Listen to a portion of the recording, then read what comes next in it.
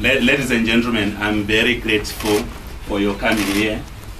By self-introduction, I'm Advocate Gibbs Nyandoro, the spokesperson for People's Rainbow Coalition. May I be indicative to you that we have invited you and made indication that it's going to be a commencement from 12:30. Our apologies there. So, unforeseen circumstances have delayed the process. Be that may be, we are very grateful for your coming. As we are here, may I highlight that today, as the revolutionary leader, Dr. Joice Mujuru, is going to address you. She is so doing in her capacity as the nominated presidential candidate of People's Rainbow Coalition. And let's not misquote that. I thank you. Over to you, Madam President. 1 minute. I'm still following my thing. Technology, as you know it.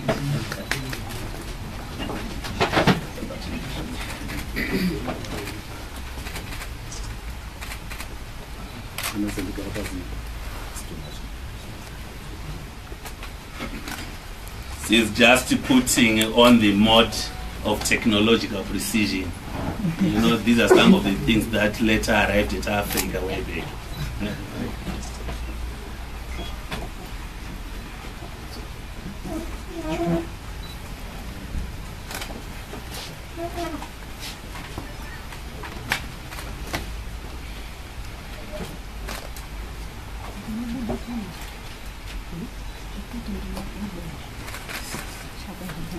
Good afternoon, ladies and gentlemen. Our vice presidents,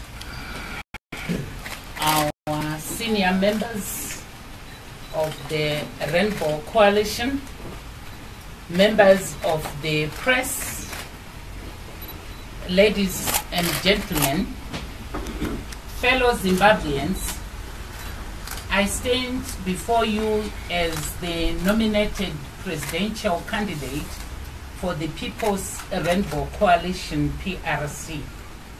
PRC,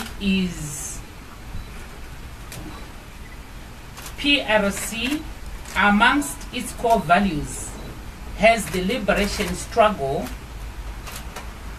selfless sacrifices and courage of our forebearers and compatriots who contributed in different ways for the attainment of our national independence. Our story of the liberation struggle cannot be complete without paying great respect to the collective will and determination of revolutionary cadres, detainees, restrictees, and other freedom fighters. In our collective way, we fought for one man, one vote. We fought for land, racial discrimination, suppression of women, children, people living with disabilities, to name but just a few. We fought to build a democratic and legitimate government that is based on popular support, founded on the basis of participatory democracy, which can only be achieved through free, fair, and credible elections. As PRC, we stand on the firm foundation that Zimbabwe should be a land of equal opportunities for all who call it home, not for few selected individuals or a group. That's the essence of democracy, and that's why Zimbabwe paid the ultimate price for the attainment of our national independence.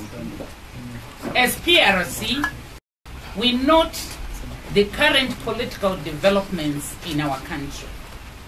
We are, however, heartened by the assurances given during these present political developments that condemns violence, and encourages peace. We therefore urge Zimbabweans that the observation of the rule of law be the cornerstone of our conduct as we seek to revive our constitutional democracy.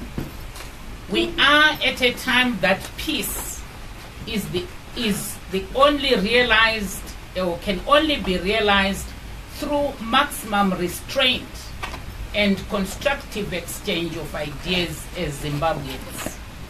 Going forward, as PRC believes that present political developments require collective engagement and national dialogue of all critical stakeholders in our country.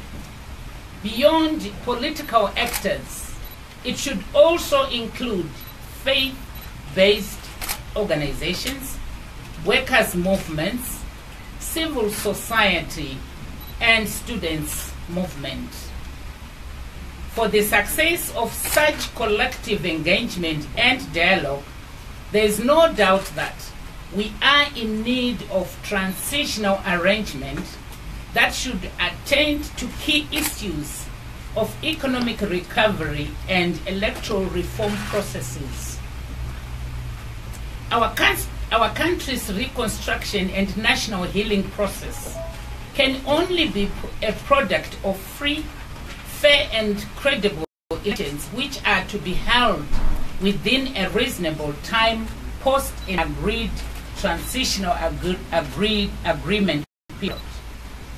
PRC believes that free, fair, and credible election can only be achieved through an enabling environment, both during the current and registration exercise for one to register to vote and to actually voting process itself.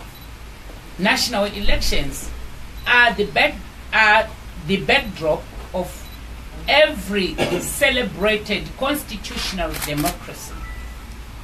It therefore follows that such elections should be observed and supervised by the African Union, SADC, electoral pan-African institutions, civil society, local electoral agencies, and the international community under the auspices of the United Nations.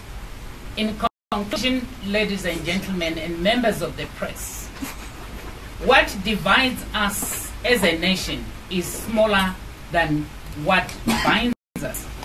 We ought to be bound by ideological underpinnings of social democracy, Pan-Africanism, decolonial thought, and principles of a modern democratic developmental state.